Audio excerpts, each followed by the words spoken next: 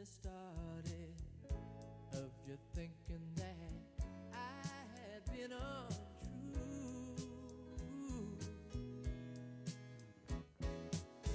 But if you think that we'd be better parted, it's gonna hurt me, but I break away from you. Well, just give me the sign, I will be gone. Yeah. That's how much I feel for you, baby. How much I need. Well, I need your touch. How much I need. I live for your loving. That's how much. That's how much. That's how much. That's how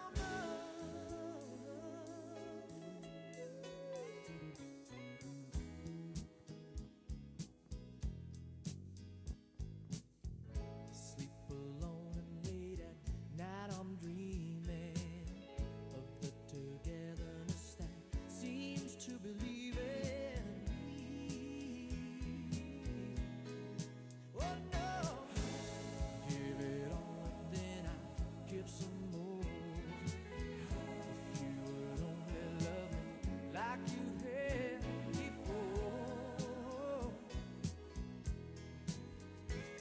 Oh, take hold of my hand, I will be forgiven. Yeah. That's how much I feel for you, baby. Ladies and gentlemen, our program will begin in just 2 minutes. Your touch, how much I need. I live for your loving. Well, that's how much. That's how much. That's how much. That's how much.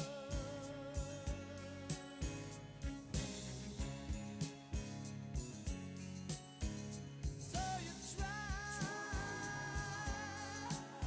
try to stay in the middle, and then you cry just a little, then you both realize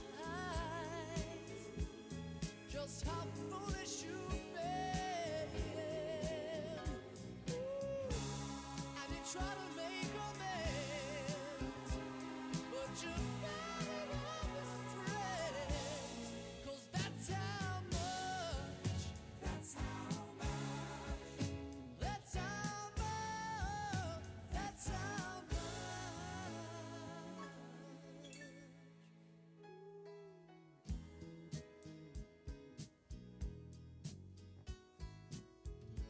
How's your life been going on?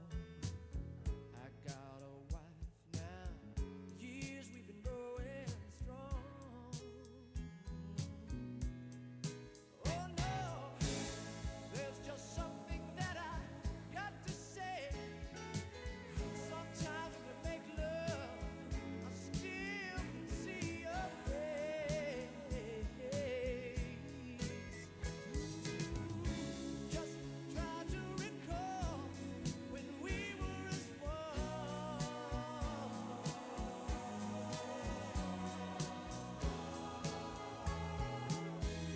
That's how much I feel for you, baby. How much I need your touch.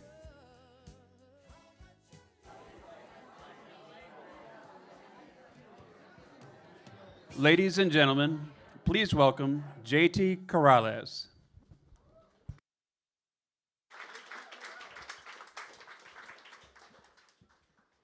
All right, everyone, I'm going to lead you in prayer today. If we could bow our heads, close our eyes. Dear Lord, thank you for this opportunity to gather here today. And we're just grateful for the breath that you put in our lungs. We're just grateful for the sunshine outside. And we just ask that you help us be guiding lights for those around us, everybody in this room, that we can go out and we can glorify you in everything we do. Not that we want to focus on people's minds, but we need to focus on their hearts, God, and help us to do that. And that's the best way we can lead. And we're hoping that that same type of conviction is with the political leaders we have here in this building today. We ask that you bless them. We ask that you guide them and keep them safe. We're grateful for their courage. We're grateful for the things that they do for our country, for the next generation. And just help us to be our best, God. In Jesus' name, amen. To lead the pledge, please welcome Larry Bell. If we could remove our hats, please, thank you. Pledge allegiance to the flag of the United States of America and to the republic for which it stands, one nation, under God, indivisible, and with liberty and justice for all. Thank you.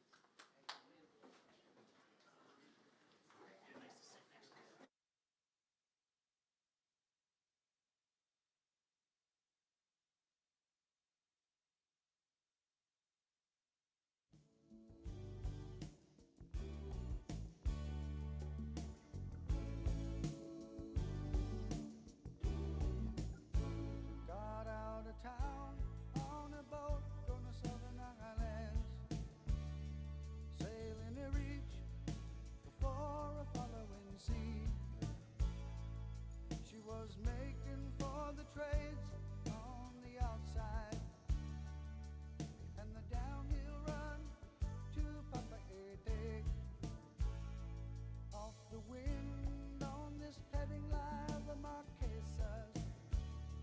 You got 80 feet of a water line, nicely making way in a noisy bar in Avalon. I tried to call you, but on a midnight watch I realized why twice you ran away.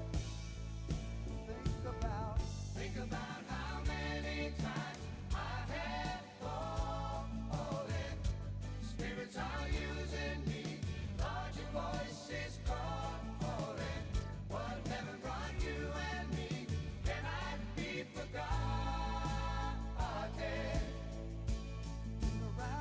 have been around the world, looking for that woman girl who knows love can endure, and you know it will.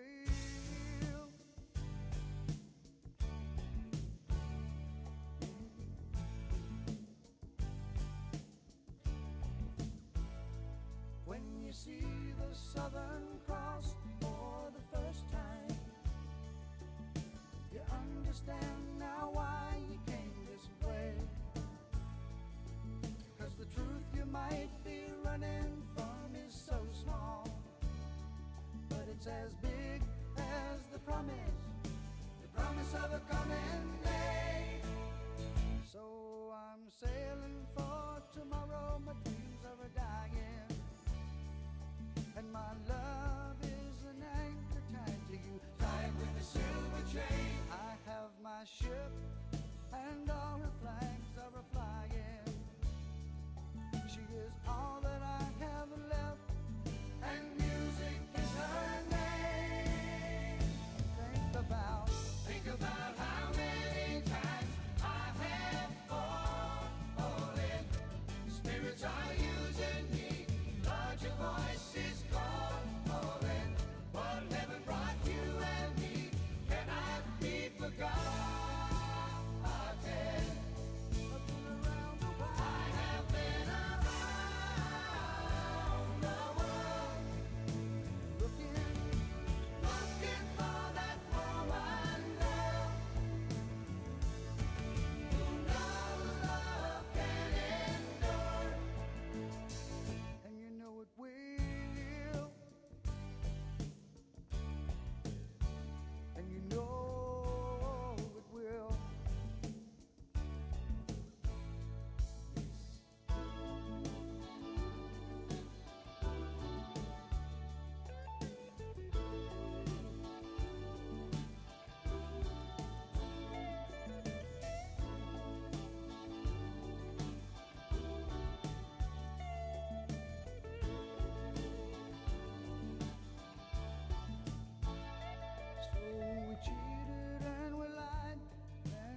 tested, and we never failed to fail. It was the easiest thing to do. You will survive being bested. Somebody fine will come along, make me forget about loving you.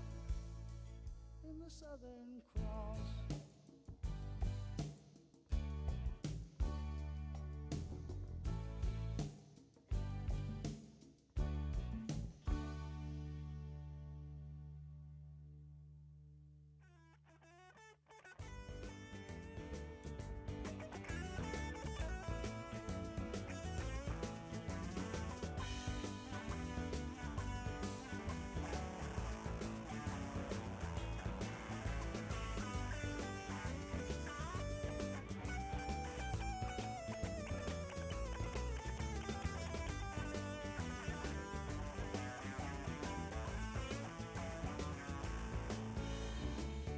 everlasting summer, you can see it fading fast. So you grab a piece of something that you think is gonna last. Well, you wouldn't even know a diamond if you held it in your hand. The things you think are precious, I can't understand. Are you reeling in the years, stowing away the time? Are you gathering up the tears?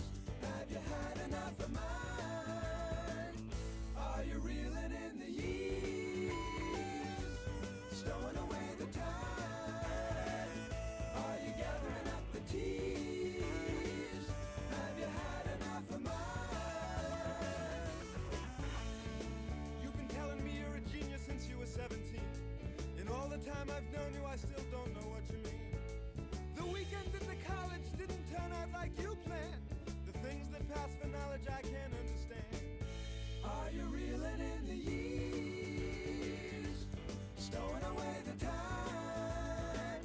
Are you gathering up the tears? Have you had enough of mine? Are you reeling in the years, stowing away the time? Are you gathering up the tears? Have you had enough of mine?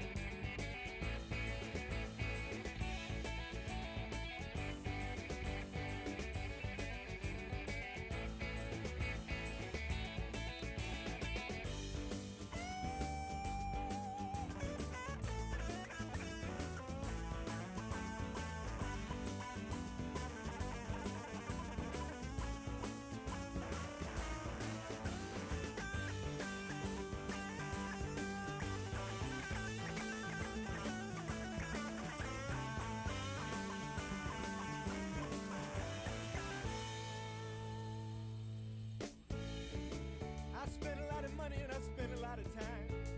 The trip we made to Hollywood is etched upon my mind.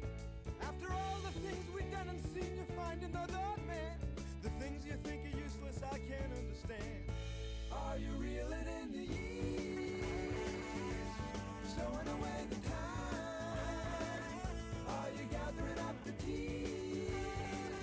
Have you had enough of mine? Are you reeling in the years, stowing away the time? Are you gathering up the tears? Have you had enough of mine?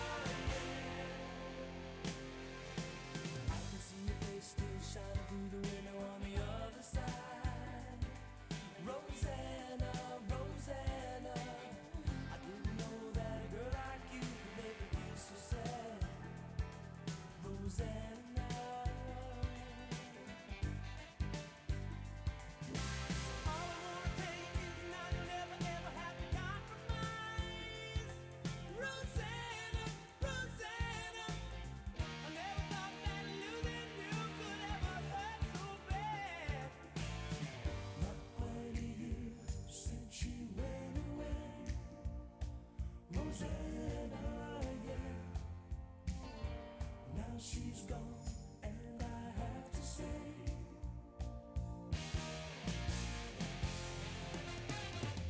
meet you all the way. Hey girl, meet you all the way.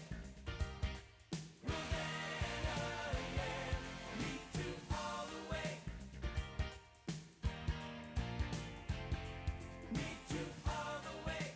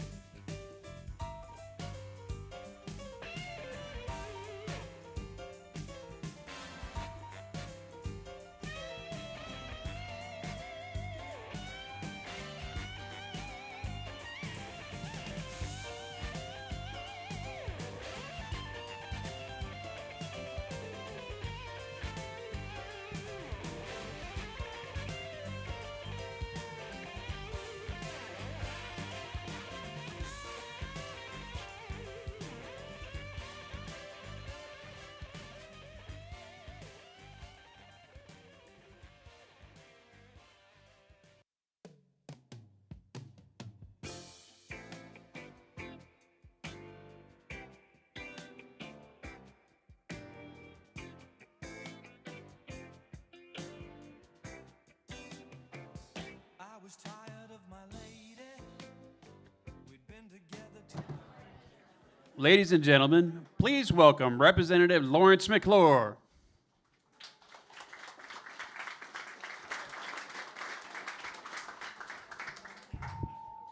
Good afternoon. Thanks for being here. Before we get started, I'd like to introduce some of our elected officials.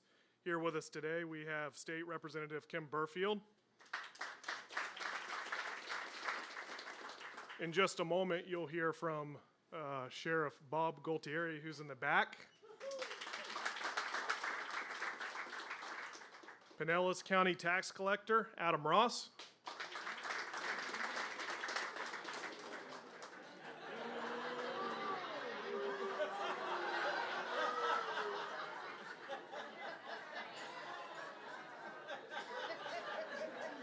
Pinellas County Property Appraiser Mike Chwitty.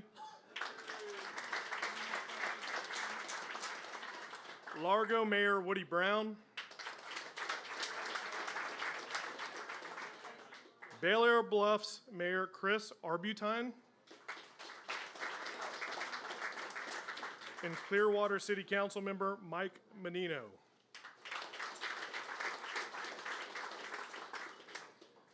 Again, thank you all for being here. My name is Lawrence McClure. I've had the privilege of serving in the Florida House of Representatives for 9 years, and my first 3 years I served with a gentleman that we're all here to see, Mr. Byron Donalds. He kind of took me under his wing and showed me the ropes. I also served with 2 other Republican members that are running for governor, and I wanted to come here today and tell you why I believe that Byron Donalds is the right person to lead this state for the next 8 years. And it all starts with he is the only candidate in this election that has private sector experience.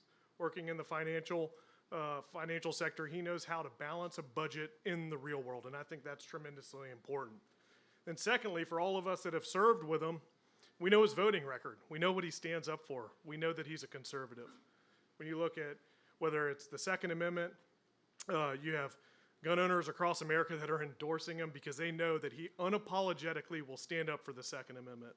And then pro-life, he's on the record both in the State House and in Congress as 100% pro-life. 40 sheriffs across this state have endorsed Byron Donalds because they know that he stands for law and order. When the political narrative, absolutely. When the political narrative started to maybe get convenient to not stand next to law enforcement, Byron Donalds said absolutely not. And he stood shoulder to shoulder and he backed the blue, and that's what he'll do as governor. Yes, back to the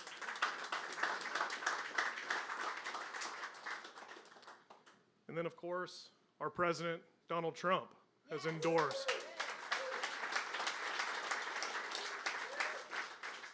President Trump recognizes leadership when he sees it. And just like us that have served with him, he knows that Byron will stand up to the Democratic narrative. He will not back down from the fight, and he'll tell them, let's get it on.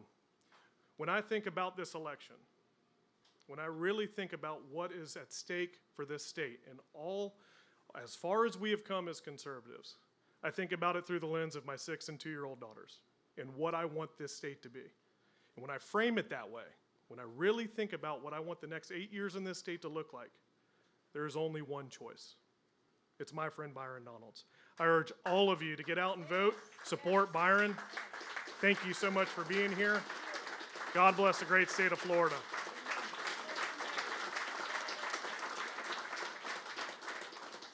Next up, your sheriff, Bob Gualtieri.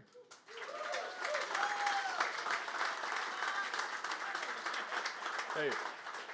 Well, thanks, Lawrence, and good afternoon, everybody. It's great to be here. We all know that 7 days from today is a very consequential day, and we really need to get the word out, get everybody out, and get everybody voting next Tuesday so that we make sure that we elect in the primary Byron Donalds and get him onto the general election so that he could be the next governor of the great state of Florida. So Pinellas County needs to get out that vote, and it is so important because Byron stands not only with law enforcement, he stands with all of us. There's nothing more important that government does for the people other than the safety, the well-being, and the welfare of the people. And Byron has such a strong track record of supporting law enforcement and making sure that we stay not only a free state, but a safe state, and that we have all the resources we need. And he has certainly done that and supported us from his time in the Florida House and his time in Congress. And we have not had a stronger supporter than Byron Donalds. And people often say that it's important that we are safe, but we also have to feel safe. And numbers show that, is that it shows where we are today in Florida. But it's because of 3 main things. One is good laws that come out of Tallahassee and come out of the legislature and come out of the governor's mansion. And we need to keep that going. And we need to make sure that we stay on this path and on the track. And also technology, of course, which Byron supports, and also good old-fashioned boots-on-the-ground police work. It's the cops out there every single day doing the job. But we have to have people in Tallahassee. We have to have somebody in the governor's mansion that is going to give us the tools that we need to get that job done. And I know, hands down, unequivocally, that Byron Donalds is the person. There's other people in this race next Tuesday, but there's nobody that compares to what Byron Donalds has demonstrated his track history is and what he's going to do for the state of Florida. So I urge all of you to get with family and friends and colleagues and anybody and everybody, and don't take anything for granted, because we got to make sure that Byron wins, and he wins big, and he wins strong next Tuesday, and then we can get on to the general election. So with that, it's my great privilege to introduce to you the next governor of the state of Florida, Congressman Byron Donalds.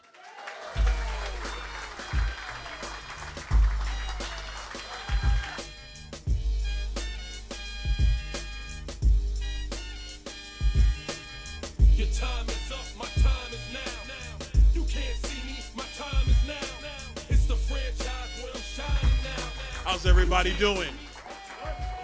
It is great to be back at Pinellas County. First of all, two things I got to cover. Number one, Adam. You know, we've been doing events all over Florida. We've been in 63 counties now. Never once has somebody gotten booed in one of these events. Never once. You are now breaking new ground. I know that's not your role as chairman of the Pinellas GOP. I think that's because you're the tax man. Is it right? Is it because he's the tax man? Well, everybody take it easy on Adam a little bit. Somebody's got to do it. Because to the second announcement, Sheriff Galtieri, first of all, let me just say to you, your track record in law enforcement is second to none. Second to none. And I think it's important for your constituents to know that Bob Galtieri is not just respected highly as one of the top sheriffs in our state, but he is respected nationally for all of his hard work in law enforcement. So, Sheriff, thank you so much. Thank you. And we got to make sure you get paid, which is why Adam gets booed, so it's okay. These things happen. These things happen. How you guys doing? Great. Listen, I want to cover a couple of things, and I'm going to switch it up a little bit. I'm just going to open up the floor and ask whatever you want to ask. But there's a couple things I want to make sure we cover. In 7 days, the Republicans in the state of Florida are going to decide their nominee. Who here has voted already? Who's going to vote? Oh, then this event better go well then. Listen, we're 7 days away from it. My team and I, we've been crisscrossing the state, like I said. In this campaign for governor, we have knocked, and I just got the number this morning, we have knocked 500,000 doors in the state of Florida to earn the vote of the people of Florida. And that is really a credit to my team. They've been working incredibly hard in every part of our state. Knocking 500,000 doors is no small feat. We've had 2 of our volunteers, one of them here in the Tampa Bay area, knocked 1,000 doors on his own, a young kid volunteering for our campaign. We had another young lady over in, I believe it was Broward County. She knocked 1,000 doors for this campaign. We met a guy yesterday when we were up in the Panhandle. He knocked over 800 doors. When I met him in Panama City last night. We have young people who are volunteering their time to work hard on behalf of my campaign for governor. So when I tell you that I'm grateful for the opportunity, and we'll find out in 7 days, but I think we all know who the Republican nominee is going to be in 7 days. I think we know. But it's really a huge testament to the young people who have volunteered on this campaign, my team who works hard every single day, and I'm very, very grateful for the opportunity. Number 2, I pulled up to this VFW, and to the VFW commander, I know he's around here somewhere, thank you so much for letting us come in and have this opportunity to talk to everybody here in Pinellas County. But I noticed we had a couple of protesters outside. And this is how you know it's getting serious now. Because usually when we do campaign signs, they will put out the yard sign so people know exactly where to go. And I came up to the event and I looked out the window and I saw Jolly signs and Jolly Graham signs. And I said, this is a Republican event. Did he forget that he switched parties? I don't know what's going on there. You know, when you flip-flop like that, some days you might wake up and think you came back home. So they're out there waving signs in protest. And that's how you know this thing is going very, very well. Yes. What's the old adage? Thou dost protest too much. That's the old adage. Listen, let's be very clear about what's going to happen in about 84 days. In 84 days, the people of Florida are going to decide the next governor of our state. The first step happens next Tuesday at the ballot box amongst Republicans. But the real battle for the future of our state is over the next 84. We have a guy in David Jolly who believes it's still okay to transgender kids. He says it. Those are his words, not mine. He believes it's okay for boys to be in girls' sports. This is a guy who said Dr. Fauci had unimpeachable judgment. Fauci. He said that.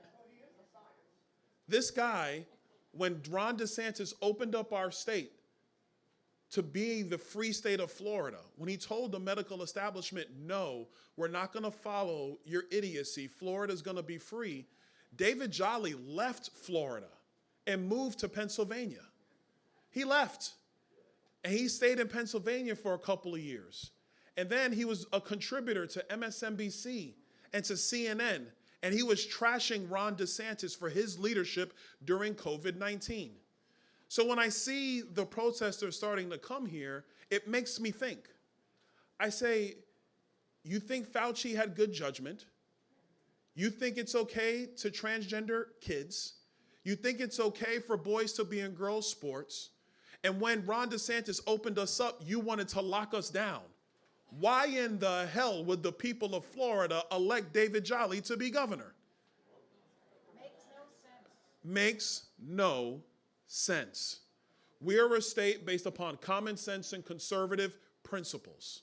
We are a state that believes in law and order, in limited government, in low taxes. That's why more people don't boo Adam, because we believe in low taxes. You're never gonna live this one down with me. I just want to let you know. That's what has made Florida the exception to the other 49 states. People have chosen our state because we don't follow the idiocy of California, Illinois, New York, Connecticut, Virginia, Oregon, Washington State, Minnesota. I went down a list like this the other day, and somebody said, you forgot Massachusetts. And Massachusetts. Those states have lost their minds. They have lost the plot. And so one of the things that is making people in our state, get a little miffed is that people keep coming here. But they come here for that Florida way of life. They come here to live the Florida dream for themselves. And so as a state, people are still going to choose us, which is why as your next governor, my mission is to make sure that we balance the people who come here with the beauty of our state. We make sure we have the fresh drinking water we're going to need for our future. We finish Everglades restoration in South Florida, and we also make sure we take care of the freshwater lakes in North Florida. Yes, we're going to launch rockets to the moon and beyond out of Cape Canaveral, but we're going to keep our beaches beautiful, and we're going to make sure we take care of our conservation areas. And for those who are concerned, and there are many who are concerned with overdevelopment, we are going to protect our farms because Florida has to continue to be able to feed its people. And when the weather gets cold, we feed half of America.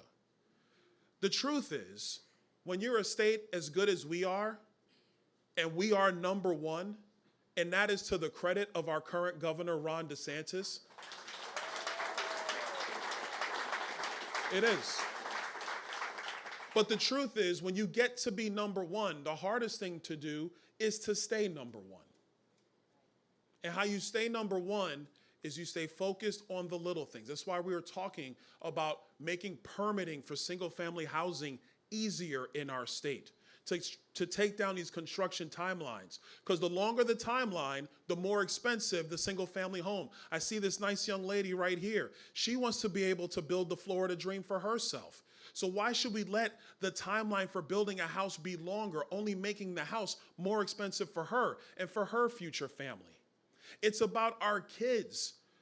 We want them to have a world-class K-12 education system in Florida. We want them to master math, reading, and writing by the time they graduate high school. But if they're not going to go to the University of South Florida, or if they're not going to go to the University of Florida, or if they're not going to go to the Florida State University, go Noles. Don't even say anything, Lawrence. Stay right over there. But if they're not going to go to one of our universities, and by the way, we have the best university system in all of America. But if they're not going to go, when they're juniors and seniors in high school, we need to make sure that they can have access to apprenticeships and internships, on-the-job training and credentialing. I was in Polk County a couple of months ago, and I was at a steel fabricator. They do the big steel beams for stadiums and airports and other things that I'm not going to talk about here because some of it's classified. But one of the welders was a 19-year-old girl. 19. They said she was the best welder that they had. And I asked her, I said, well, why welding? And she said, I didn't want to go to college. After I graduated high school, I tried one vocation. It didn't really speak to me. Somebody said, try welding. She's like, I tried it, I loved it, and I haven't stopped. And they say that's their best welder at that company. Our young people have the ability to do some of these jobs. The way Mike Rowe calls it, some of them are dirty jobs. But what they really are is they're not just a job, they are a career path for them to build the Florida dream for themselves. Yes, vocational training, it's okay. Yes, trade schools, it's okay. We should work with businesses for them to set up the training programs so we can bring the kids to the company so they can get trained. So when they graduate high school, they can hit the ground running. That's how we keep this going. It's insurance. Yes, we got to push insurance costs down in our state. By the way, like Lawrence was saying, I spent 17 years of my career in the financial industry. 17 years. I'm the only person running for governor that has a business background. I'm the only person that's actually lent money to a small business, invested the hard-earned retirement of a senior. I've done both of those jobs and many others. So the next governor needs to know economics while preparing the state for its economic future. And we need to be able to balance all of that. So this is why we talk so much about defending the Florida dream. This is why. Because we are a precious state. I moved here 30 years ago. I'm 47 years old. You can believe that? You look good, honey. She's like, you look good. I like you. She's good. Kim. She's good. My sons now are 22 years old, 18 years old, and 15 years old. Oh, and by the way, in the basketball ad, I did make the shot and on the second try. That's all me. That's all me. I taught my kids how to play. It's me. But I came here 30 years ago.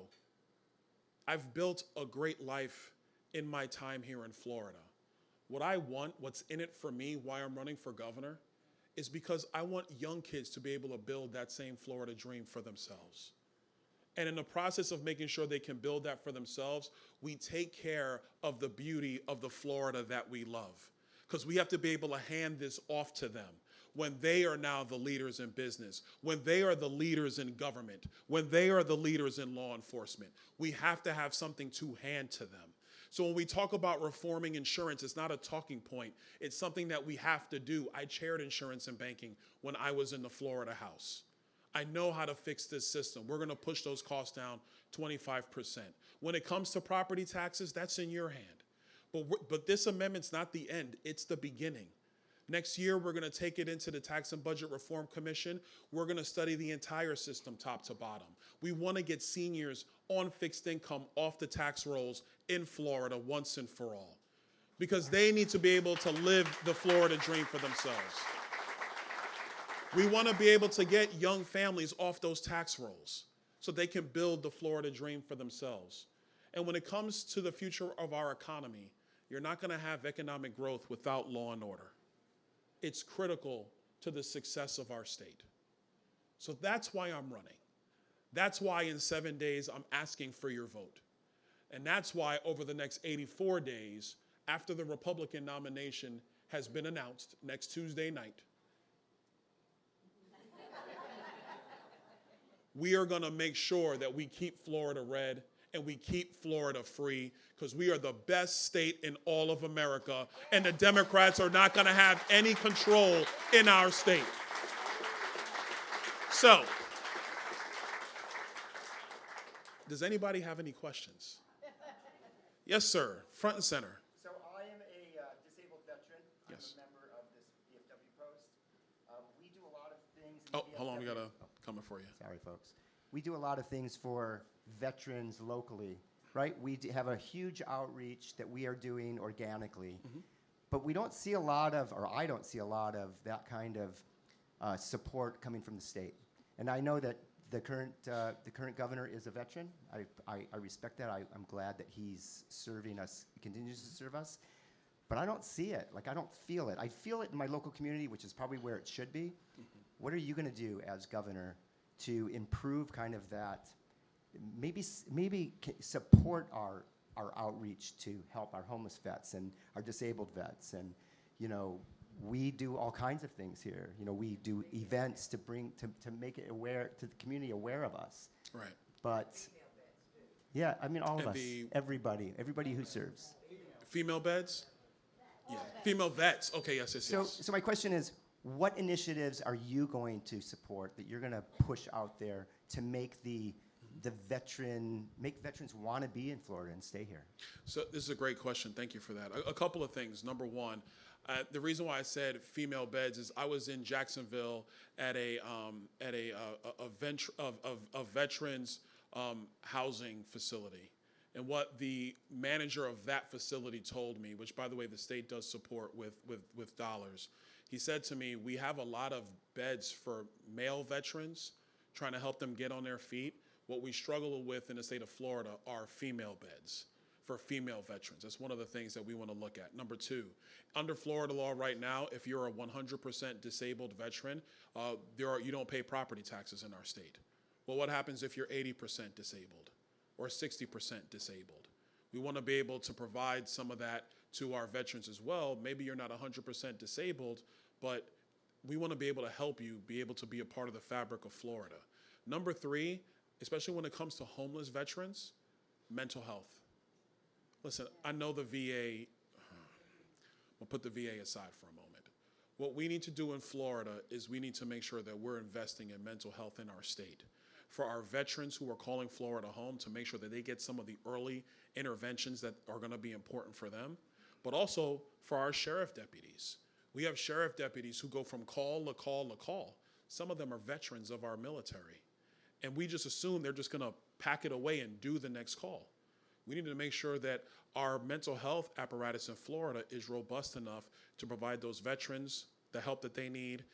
One of the things that we know, some of our homeless veterans are suffering from abuse, from narcotics abuse.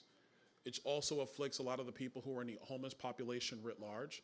And what that really requires is, I think we're going to have to open up more state facilities to help people be able to get some of the long-term care that they're going to need, help them get back on their feet. What that actually does, it frees up a lot of mental health access from people who have acute needs to people who just need some additional help here or there. So those are some of the ways that we want to continue to build upon what Governor DeSantis and, quite frankly, before him, Governor Scott, put into place, with us being the most veteran-friendly state in all of America. Yes, sir. So I think one of the things a lot of people can agree with DeSantis is he understood jurisdiction. Obviously, when push came to shove with COVID, he talked to virologists, MIT, Harvard, Yale, to help him make an actual decision when, as we now know, he was being told by federal authority something that ended up being not entirely true. Correct. But he's also fantastic with emergency management. With the hurricanes getting, there was a bridge not too far from here. They said 6 to 8 months, got to put back together. It was in in 2 my weeks. district. I'm well aware. Okay, all right. Yes. So, I mean, basically, I was just kind of giving you a softball question to kind of talk up how you can continue that kind of policy, because those are the policies that directly affect us by protecting the state from the federal government. When people were a republic, Yes. they're going to push. I mean, they're planting seeds in California, New York. We might disagree. Doesn't mean that there isn't going to be pushback if they hit some sort of critical mass at the federal level to protect the people of this state. How are you going to, I guess, guarantee that with the people that you have available for you? I'm a constitutionalist. The 10th Amendment is critical to the constitutional republic. The 10th Amendment is critical. If it's not powers that's been delineated to the federal government under Article 1, Section 8, are not express powers in Article 2 of the Constitution with respect to the presidency of the United States, then those powers are reserved to the state, in this case, the state of Florida and its people.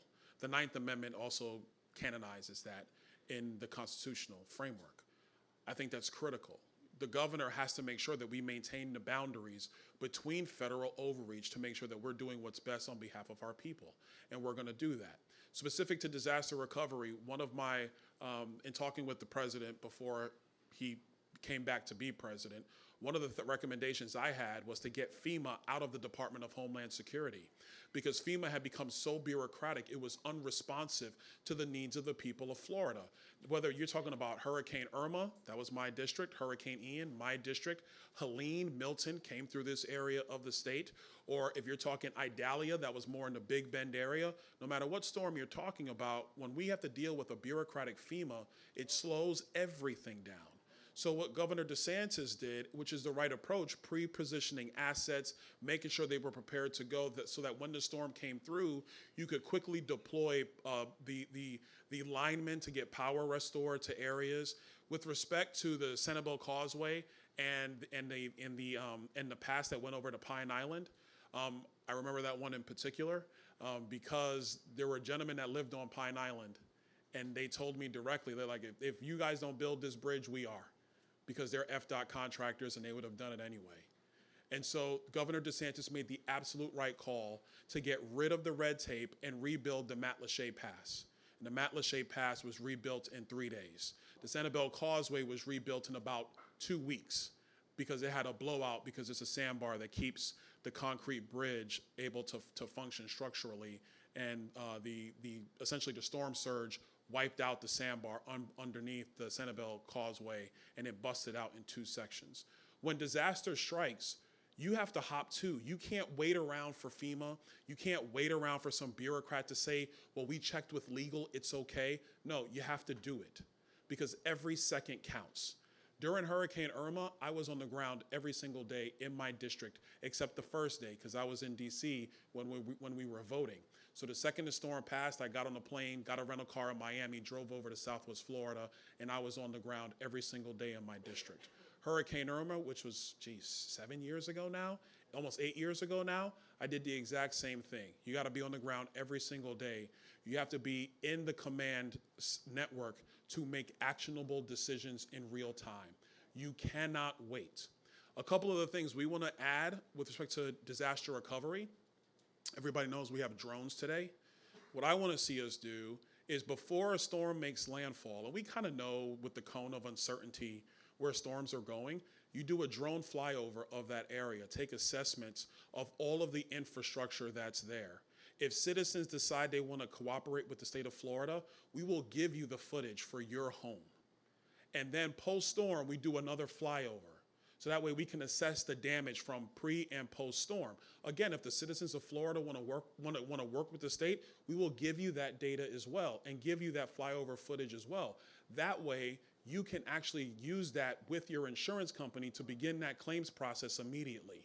We want to do that in our state, coupled with all the other things we've already done in disaster recovery. I'll give you the last thing. Everybody knows it's hell to get a permit to rebuild post-storm. As long as you're just rebuilding your house to what it was, going forward, your permits are going to be automatic. Why are you waiting for, why?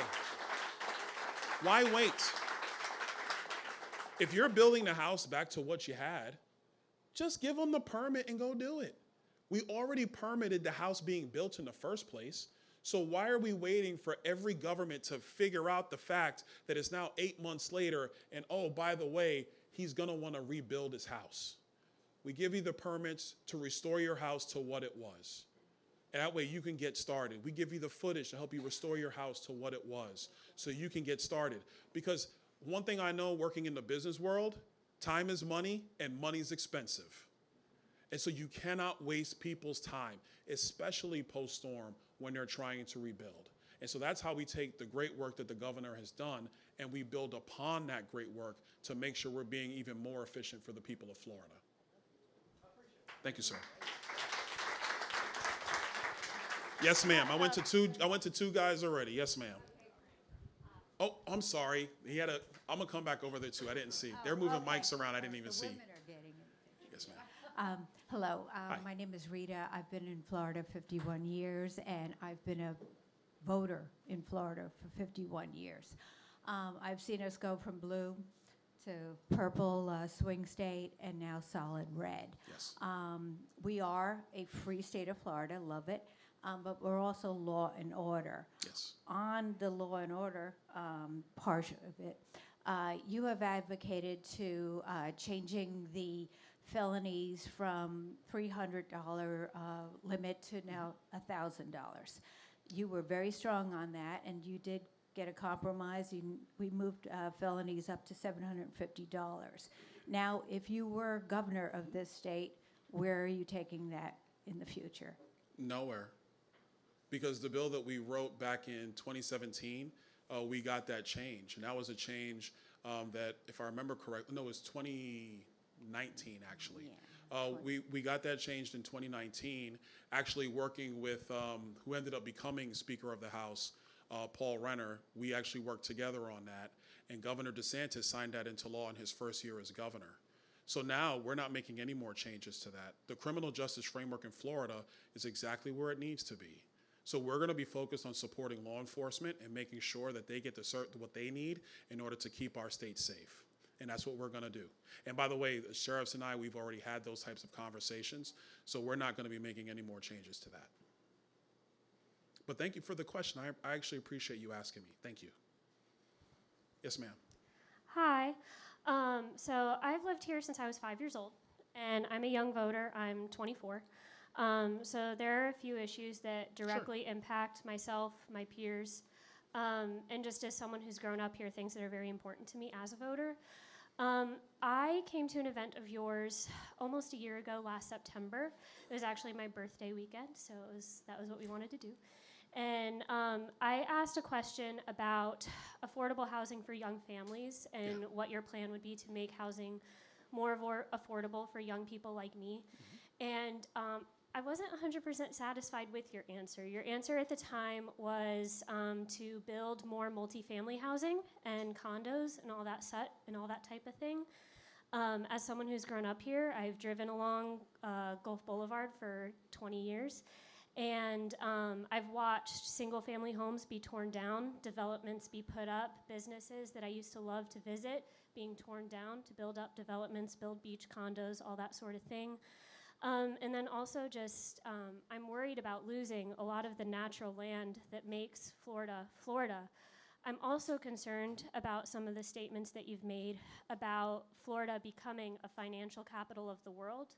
That concerns me just for conservation, maintaining our wild land, and just keeping things affordable for young people like me who've grown up here, and we're getting priced out of our hometowns. We can't afford the Florida dream, and that's really tough to watch. And I just, contrasting those statements that you've made with what you just stated about wanting to maintain conservation, I see a little bit of a disconnect, and I'm wondering what your response would be to that. Oh, sure, great question. So first, when it comes to maintaining conservation areas, my position haven't changed. We need those conservation areas in part for what you said, because we need it not just for beauty, we also need it for water and aquifer recharges. So we want to make sure we keep that as a fabric of Florida. If you look at my legislative career, I've always funded Everglades restoration. The reason why is because you need those natural elements of conservation if you're going to maintain fresh drinking water for the future, and not just drinking water, to have healthy habitat. Because we know in Florida, if our environment suffers, so does our economy. So that's always been a part of my track record, and maybe in that meeting I wasn't talking about it clearly, but I want you to hear it directly from me. Specific to housing, there's multiple ways you start with essentially entry-level housing, I guess is what we're talking about for young people.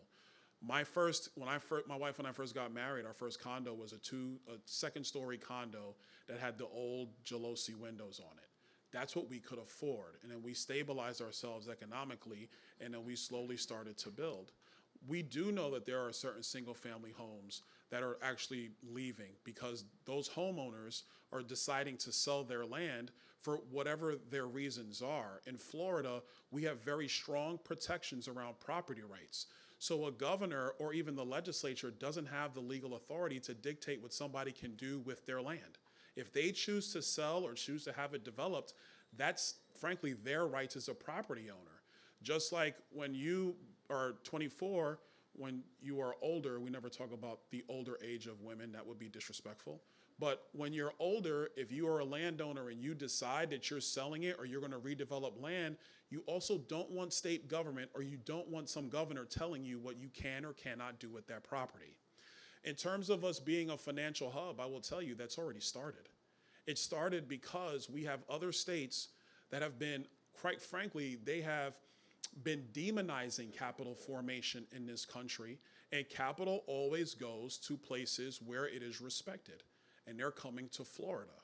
I think for the future of our economy, especially for a young woman trying to figure out how you're going to build that Florida dream for yourself, what it's going to require in part is a strong economy that has high-paying jobs, so you can afford essentially your standard of living at that particular point in time. At every iteration, I mean, you can go through probably anybody's life cycle here, but I'll go through mine. When I was 24, I had just started my job as a bank teller. I was still moving furniture in on the weekends. My wife was a staff accountant at the bottom in her investment firm, and she was working odd jobs on the weekend doing Kelly services. That's what we did, and we built from there. I would argue if you talk to anybody in this room, when they were 24, I'm quite sure you're doing the same thing. That's just the natural order of how you build yourself up through the economic ranks.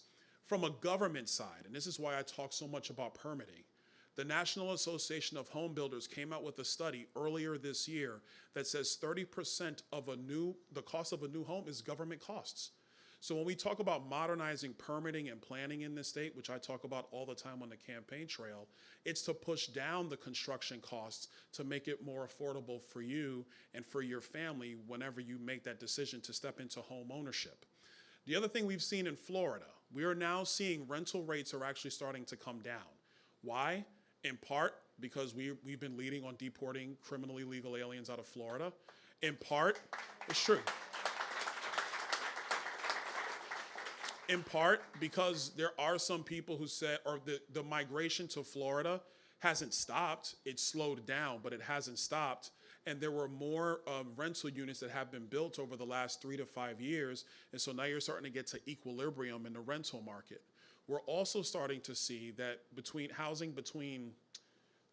350,000 and 800,000, those prices are coming down. The reason why is because you're starting to get more equilibrium in the housing market. You don't have people coming from the Northeast and other places who are buying houses sight unseen, which is what they were doing in 2021, 2022, even 2023 to escape the blue states. They're not really doing that. So the housing market has started to cool, especially when you're talking price points below $1 million, anywhere from 300 to $1 million. Those prices are coming down. I've been through now 3 real estate cycles in my time living in Florida. I've been through 3 of them. And I've seen it before. They go up and then they come down. What I would recommend to young people is pay attention to the housing market, really close attention. If you can find something that you can pick up, then you gotta look at your finances and make sure you can pick that up. But that's the natural order of how a lot of people build. My wife and I, we bought our first house and then our second house, both out of foreclosure after the financial collapse in 2008. That's when we bought our first home, because then the price points got to a point where we knew we had saved enough, we had worked enough, we were earning enough where we can go in and we can strike and make that happen. And we were fortunate enough to be able to do that. So when we talk about your situation, I want you to understand, I'm not talking about this as some guy reading a script. This is what I know, this is what I've lived, this is what I've worked in. And so that's why permitting matters. That's why reforming Florida's insurance market matters to push down costs. That's why property tax reform matters. Because when you try to go to the closing table, escrow, having to put together taxes and insurance with the down payment and all the other escrow positions, it just makes it more cash you have to put down. We want to be able to shrink that so you can actually get into the home, but not just get into it, to be able to stabilize and sustain yourself in it. And that's why we talk about these factors when it comes to housing. Those are the building blocks in any economy, specific to the concerns about land.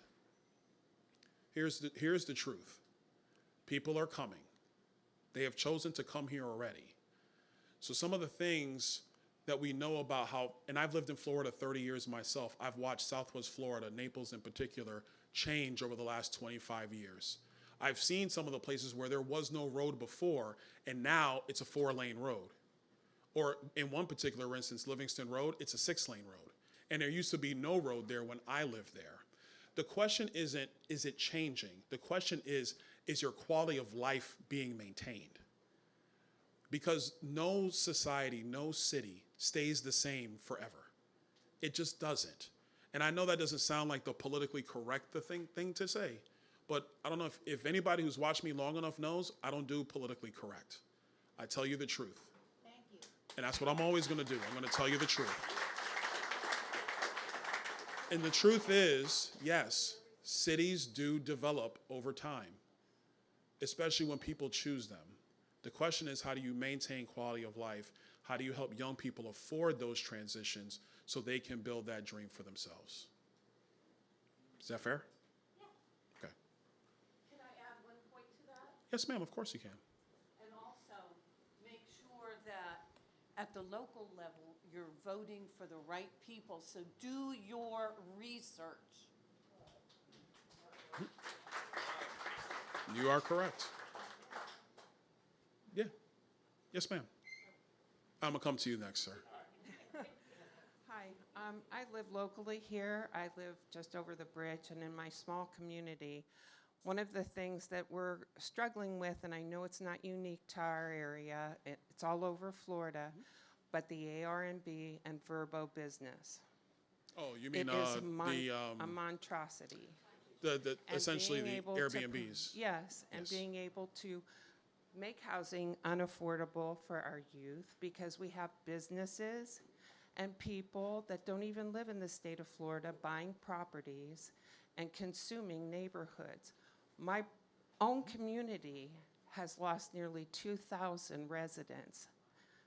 We went from 5,100 registered voters, we're down to 3,600 because a third of my community are now rentals in residential areas that the state has permitted them to run their business, although please don't call them a business. And then the residents have no local restrictions. Speaking of law enforcement, God love our Pinellas County sheriffs. They're down there at every turn for misbehavior, dissident behaviors, you know, because you have people coming in 3-4 days a week, you know, and young families are leaving because you have disturbances till 3 o'clock in the morning. And sadly, none of this is inducing an incentive or revenue for the state of Florida, although tourism supposedly does this.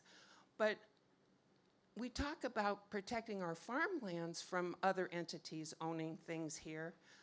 The vast majority, and my information is just anecdotal from sitting on my computer doing my own thing for my own little community, Sure. the vast majority of these owners don't even live in the state of Florida. But they're telling the residents how we need to adapt and just get used to it and live with it. And you know what?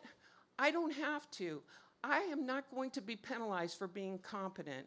I follow law and order and safety. I support my sheriff. I support being courteous to my neighbors. I want to be the grandma who's, you know, helping to encourage young people to have affordable housing, but they can't because they're getting priced out because the money's there for an AR&B or Verbo. And it's consuming our whole county. And it's just a destructive way of dealing with residential properties. It's just, you know, I feel penalized, you know, for being a resident now. Really? I have to accommodate, you know, this behavior, and these people will tell you, well, it's my property, I'll do whatever I want to with it, whether, you know, I've got someone, you know, screaming off the top of the roof. we've had the sheriff had to respond to 100 kids misbehaving at a AR&B in my community. I want my police officers to be doing other things. I agree, so do I. And, it's just unruly. But it's always, we have legislators who think that this is like the best thing in the world for the state of Florida by taking the resident rights away. And I'm just absolutely fatigued with it. So that this, one, ma'am, thank you for your question. I really appreciate it. In my community, there's over 1,000 of those short-term rentals, AR&Bs, verbos, who are operating illegally. They don't even follow the registration in the community. They're not even signed up for their licenses in the state. And I keep begging my legislators, let's get a cross-section computer system so we know whether they're actually even operating correctly from a state and local level, since you won't let us handle it locally. So first thing, when it comes to vacation rentals, the last part you just said about making sure the data is clear to hold people accountable who are going to use that, I completely agree with you.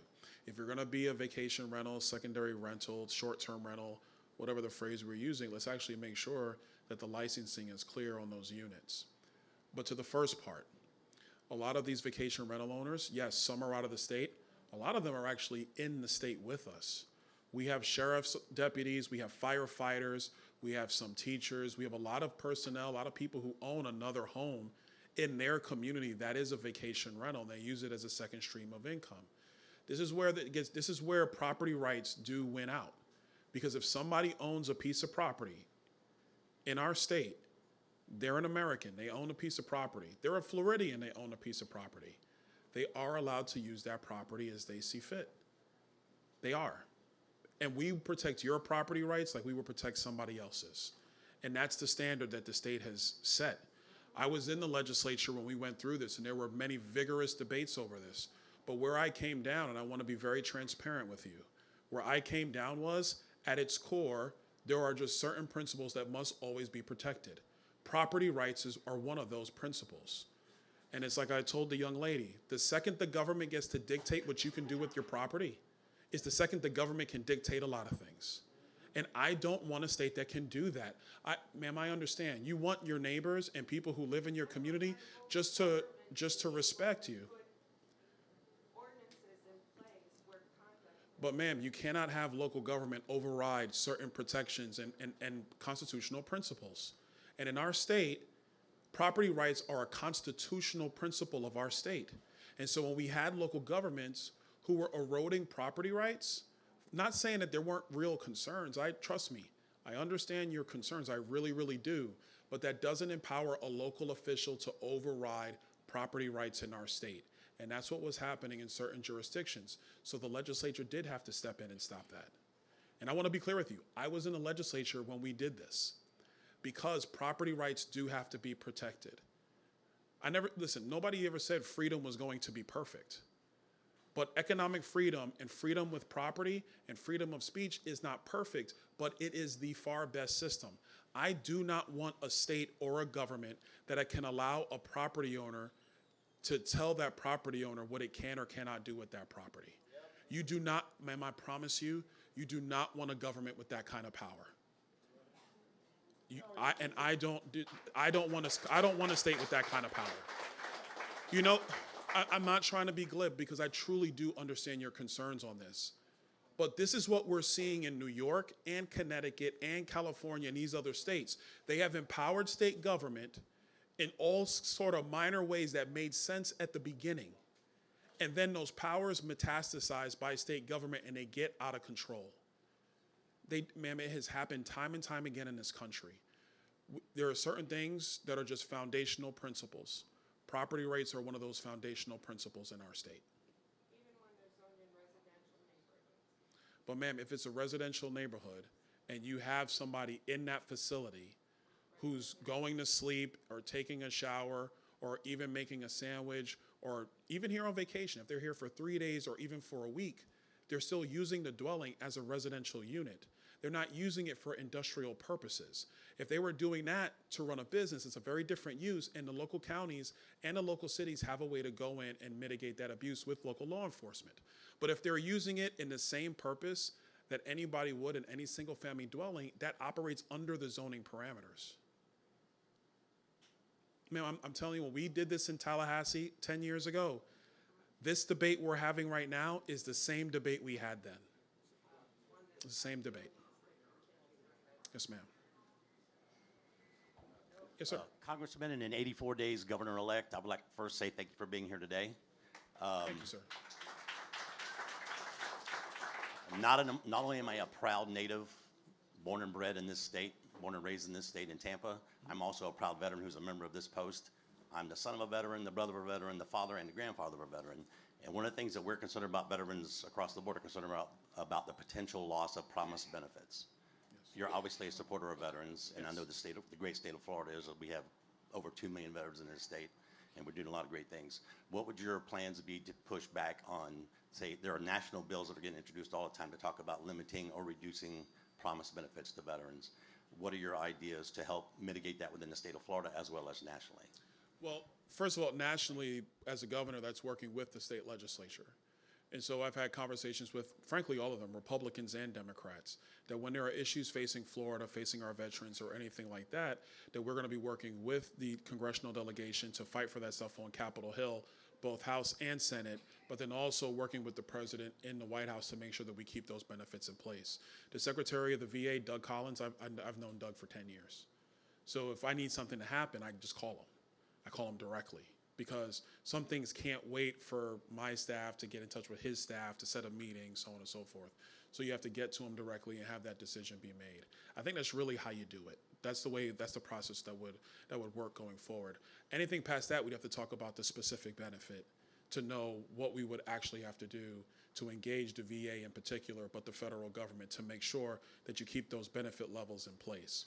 One of the things I do want to see happen in Florida, and I got to think about ways to do it, there's been a lot made about how we can have veterans get the care that they need at any point of care, not just the VA. What we know is one of the major hurdles is medical records. The VA was supposed to digitize these medical records so they were easily transmittable. They haven't been able to do it because it's a bureaucratic nightmare. One of the things that I'm thinking about right now is, can the state of Florida help facilitate a platform where vets can go to the VA, get their specific medical records, instead of waiting for VA to digitize it all. You get your own records, and then you custody those records for yourself. Because once you have that record in your custody, then you can go wherever you need and actually be able to get the care that you need. And I know we probably haven't talked about it much in this meeting, but one of the things that we are starting to see that AI is very helpful in is being able to collapse those records, contain them, and then be able to coordinate with a local physician to be able to skim those records so that you can get the care that you need. And that's something that the state of Florida can step into. So I got to think through the parameters of how the State Department of VA would do that, but I think that would be of major benefit to a lot of our veterans in our state. Yes, sir. Thank you. And thank you for being here. Yeah. The president and Elon put a program together a couple years ago that I just love, Doge. And I think they did a hell of a job in the country. There's plenty to go after still. I believe the governor piggybacked on that and did a pretty good job in the state. I hope it's ongoing, and if it is, I'm sure you'll take over with that. My question is related somewhat to the property tax amendment. A lot of propaganda out there both ways. Yes. I'm all yes. I mean, it's just common sense to me. I'm sure most in here agree. What pressure, encouragement, push, enforcement, find me another word, does the governor's office do to the counties and to the munis to Doge their books? And, you know, all this propaganda about, oh, we're not going to be able to afford police, we're not going to be able to pay for schools. I've seen what the governor has said. I believe all that's covered. Just want to know, you know, does that happen from your standpoint, from your office, and well, your soon-to-be your office? Well, two things. One, the Doge efforts started by Governor DeSantis and the CFO, those are going to remain. We're going to keep the Doge process going. We're actually going to expand it some. It's not even just going to be for local governments. It's also going to be for all state agencies. We think that transparency is critical in all these budgets. The people of Florida need to know how their money is being spent. That's number one. Two, we want it all to be in the same online portal so you can go and look at whatever municipality, Pinellas County, or whatever state agency you want to be able to look at and be able to look at the information and query that information, query that data to try to figure out some stuff on your own. I only think that that's the only appropriate thing if you're going to have a civil society where, you know, it's government of, by, and for the people. You got to be able to see it. Our budgets are in the sunshine when it comes to local government, but they're all over the place. And the budgets largely are organized in staff speak and not lay terms. So the people of our state and the people of a municipality can look through those budgets. We want to change that and make sure it's in lay terms where people be able to compare apples and oranges, and not just from this year to last year, but really looking at the last 3 to 5 years and have a consistent budgetary analysis that is done. The other thing is, you know how we get text messages when there's a storm coming or there's an Amber Alert? Well, I think you should get a text message notification when the new budgets are out. Bing, the new budget for your county is here. Go in and look at it if you choose to. That way you know, okay, now I can go and look at what's happening in my local community.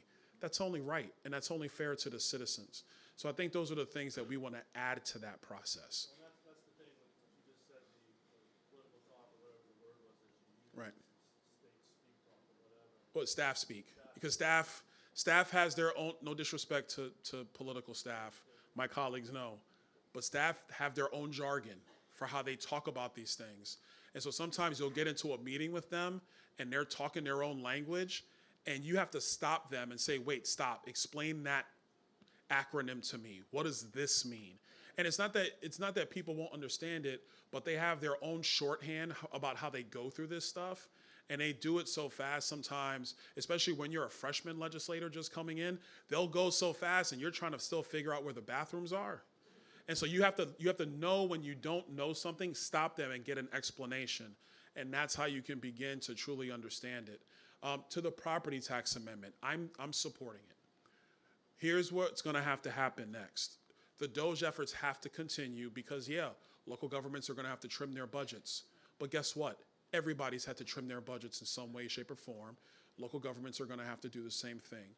But number two, and more importantly, we have 140 million tourists plus that come to our state every single year. We need to find ways to bring that revenue into the local services budgets as well.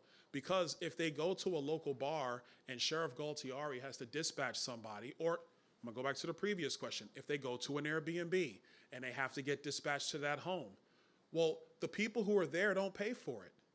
The taxpayers of our state pay for it. And so what's right is right. If the ambulance has to get called because somebody hurts themselves, yeah, they might get a bill down the line, but who's typically paying for the firefighters to go to that call? Not EMS. EMS shows up in the hospital bill. The local firefighters go to these calls as well. You pay for that as citizens. The visitors don't. So we want to find ways to bring that revenue source into that framework to push down property taxes for the people of our state.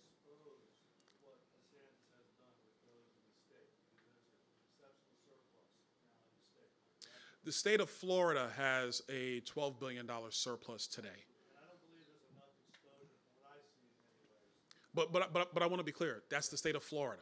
No, I understand. That's not county government and local government. Yeah, I'm talking about the concept about what would the state do, what are your counties, what are your munis doing?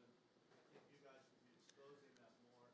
There's so much other propaganda, like, again, we're gonna lose schools, we're gonna lose police, we're gonna lose that.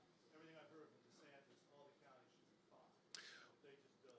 The counties, I will tell you, the counties I have probably the most concern for are the fiscally constrained rural counties. The fiscally constrained rural counties are already capped out at their millage rate. Most of them are at 10 mills or like 9.8 mills. They don't really have a large tax base overall. Forget single-family homes for a moment. They don't really have a large economic base overall. So I do have concerns about them. What I've been saying is if the amendment passes, the state should create a funding formula for those fiscally constrained counties so they can plan their budgets without having to come, quite frankly, having to come to the governor to figure out who's going to get what. No, what they did in the legislature is they said it was going to be a grant program. And essentially what a grant program is, everybody applies, they vote for it, and then the governor can line item veto whatever he doesn't want to spend. And when it comes to local governments, especially fiscally constrained, I don't agree with that. I think you create a funding formula so they know how to plan their budgets going into the future for those counties. If you're waiting on Tallahassee to decide what's going to be approved in a grant program, I think that's a step too far. What you end up having is some of these local governments hiring lobbyists to come to Tallahassee and lobby staffers about who's going to be up and down in the grant process. And so I don't think that's the right way to do it. I think you create a funding formula for those counties and then you figure that out. The right way is to continue the doging efforts. And by the way, the counties have to open up their books to the state government anyway. So it's not about how you get them to do it and work with us. They have to, and they do. And we're going to continue to do that. We've got time for one more here. Hi, thank you Your for shirt being says here. voter. And I am a voter, so Thank I you think, for being here, I think ma'am. I know which way I'm going to go on Tuesday. All right. Regardless of how you respond to my question, I'm going to offer a counterpoint to the last question. Yes. So Article 8 of the Florida Constitution gives municipalities and counties some autonomy on how money is spent, how taxpayers, they get to choose. Yes. So with the tax reform, and I fully believe we need some tax reform, but this is not the way to do it. So you mentioned a couple things. You've said repeatedly for government to pull back and not infringe upon people's rights. Yes. Well, we have a right to have our sheriff's department and as many patrols as our mayors decide, okay? So that's one thing. And then the young lady who, 24 years old, who wants to buy a house. And you said, we don't have people moving down here from Michigan anymore. Well, no. Or, not, I'm sorry, Not it's to the slower. frequency that they were. It has yes, slowed down. It is slowed They down. still are coming. Don't get me wrong. They're still coming. Well, they're going to come in droves when they don't have to pay property taxes. That's going to drive up everyone's everyone's value. So people who want to move here genuinely because they want to live here, not because of the tax situation, are going to price everyone out. So all the 24-year-olds out. And I agree 100% with you. If there's a will, there's a way to buy a house.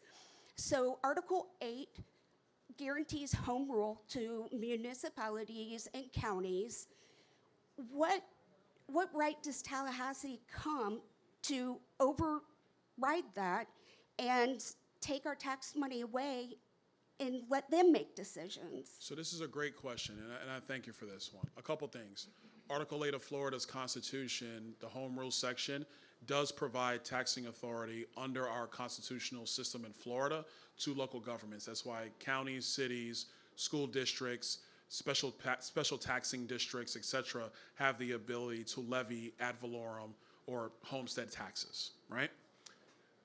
The amendment is just that, an amendment. It would require the people of Florida by 60% threshold to amend that section of Florida's Constitution.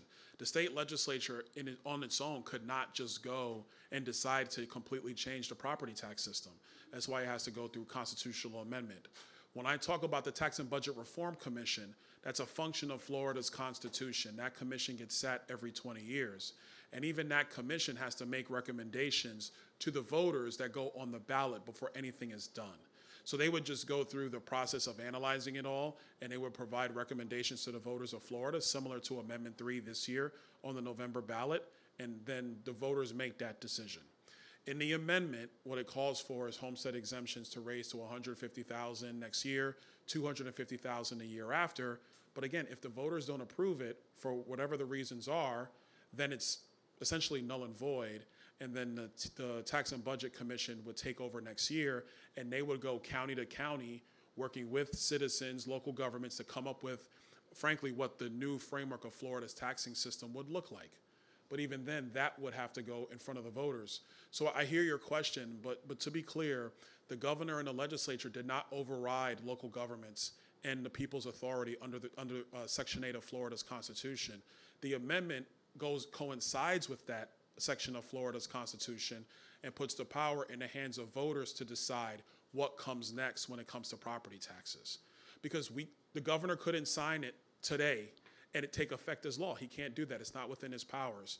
Just like we wouldn't be able to go take it up next year in the legislature, and as governor, I just couldn't change property taxes on my own. That requires a vote of the people of Florida.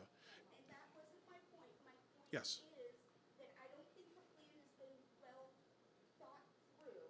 I agree with you. I know the voters have to approve it. But you all came up with the idea to remove control from local municipalities and give it to Tallahassee. That's my concern. Oh, you talking about in the amendment itself? That's what the Okay. amendment does. Well, yeah, because after it would pass, then the legislature would be authorized under the Constitution to make essentially property tax changes into the future. That is a part of the amendment. But ma'am, like I said, the voters decide that. I will say about home rule, yes, Florida has a strong history of home rule, but it is not complete. And the reason why it is not complete in total home rule, ignoring what goes on in the state legislature, is because the seat of authority under our constitutional framework is in the state government. It is not in local governments. State government, and I believe rightly so, has given a lot of home rule authority to local governments. We talked about vacation rentals earlier. That was one of the sections where the state of Florida said, you know what, we actually have to take authority back on this one. And the reason why that is because the counties and the cities did not create the constitutional framework of Florida. The cities and the counties have been created by affirmative vote in the legislature and signature by governors at some point in time in Florida's history. Similar to how the United States government, our federal government, does not exist without the ratification vote of the U.S. Constitution by then the 13 colonies. They're the ones that authorized the federal framework. If they didn't ratify the Constitution, the federal government would not exist with all the powers that the federal government has. So in our constitutional republic as Americans, the seat of power has always been with state government. It has always been this way. And local governments, even in Florida, as many powers as the legislature has delegated to local governments that have been put in the 68 rewrite of Florida's Constitution to local governments, the seat of authority in our state still resides in Tallahassee. And I think it's important for everybody to really know this about how our entire state system works. Like, I want to be clear with you. You do not want Tallahassee doing zoning. You don't want Tallahassee doing zoning. You don't want Tallahassee doing trash pickup. You don't want Tallahassee paying law enforcement officials. You don't want Tallahassee doing a lot of those things, which is why we believe in keeping a lot of the home rule provisions in place. But there are times, and I'm going to give you a separate example from what was discussed today. There are times where the state does have to step in and preempt local governments from things that they're doing because there is a broader impact on Florida's economic success. The example I'm going to give you is when the state preempted local governments around 5G technology. I think it was my last year in the legislature, we preempted local governments around 5G nodes. 5G nodes were deployed through the state of Florida. Now you might say, what's a 5G node? A 5G node is what allows your cell phone to be able to stream YouTube, stream Netflix, do Uber Eats, get an Uber, do some of the higher applications that you can do on your phone. If it wasn't for 5G connectivity, your phone wouldn't be able to do that. You would be back to the 3G standard where yes, you could make phone calls, yes, you could send text messages, you couldn't send videos, and you couldn't send pictures and some of the things that we now all take as commonplace no matter where you are in Florida. But that's because because what happened during that time is that you had local governments who were telling the telecommunications companies, we don't want that in our community. And so it was creating an economic issue for the state of Florida, where if you did not have the telecommunications connectivity, which we all take full advantage of today in this room and everybody does, but if you didn't have that connectivity, it would have dampened the economic growth potential for Florida. And so those are the instances where the legislature and the governor do step in and say, we respect your authority, but on this one, the state government is going to take preemption. Yes, ma'am. So listen, one thing, I want you to know it from me. This Q&A, the reason why I wanted to do this is because I really want to hear from people. I can come in and do a 30-minute speech, but I want to hear from you. And quite frankly, I want you to hear how I think about these issues. I've said for a long time that what you elect is not a slogan, it's not a social media clip, it's not mail in your mailbox, it's not even a TV ad. What you elect is a decision-making process. That's what the people of Florida elect. When you elect members of Congress, members of the legislature, you elect a decision-making process. And that decision-making process has to be consistent because the issues will come and go. I think we all know that. We've all lived long enough. We know the issues come and they go. The question is there sober decision-making that is consistent in application that people can rely on and continue to build their lives? The future of our state requires the same sober decision-making process.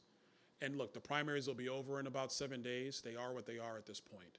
But in this general election, we have somebody who's been in 3 parties in 4 years who's 6 years older than me. That is not stable, sober decision-making. It's not. And ma'am, I know we disagree on the vacation rentals issue. I know we do. We disagree. But I can respect disagreement.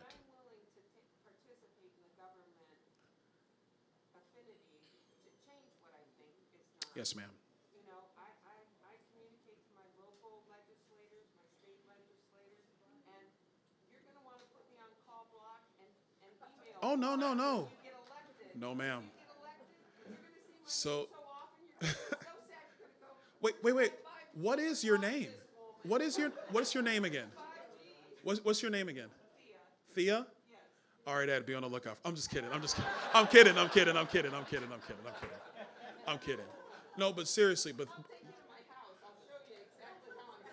but Thea, honestly, that's what we need is that candor if we're going to be able to do our jobs effectively. And I respect your candor. And when I do meetings with business leaders and business owners all over the state, before people kind of really start talking, sometimes they get really nice in what they're going to say. They say, "Oh, Congressman, we just want to let you know that everything is just perfect and everything is going swimmingly." And I have to stop them. And I say, I'm a human being. Just tell it to me straight. Be candid. Because if you're candid, it helps us do our jobs. And so that's the one thing I will always ask for you is your candor. But as you saw today, what you're always going to get from me is candor. All right? Thank you. Thank you, guys. Thanks for being here.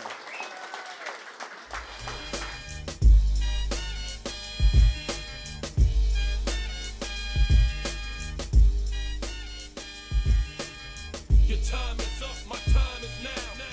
You can't see me, my time is now. It's the franchise where I'm shining now. You can't see me, my time is now. In case you forgot or fell off, I'm still hot, knock your shell off.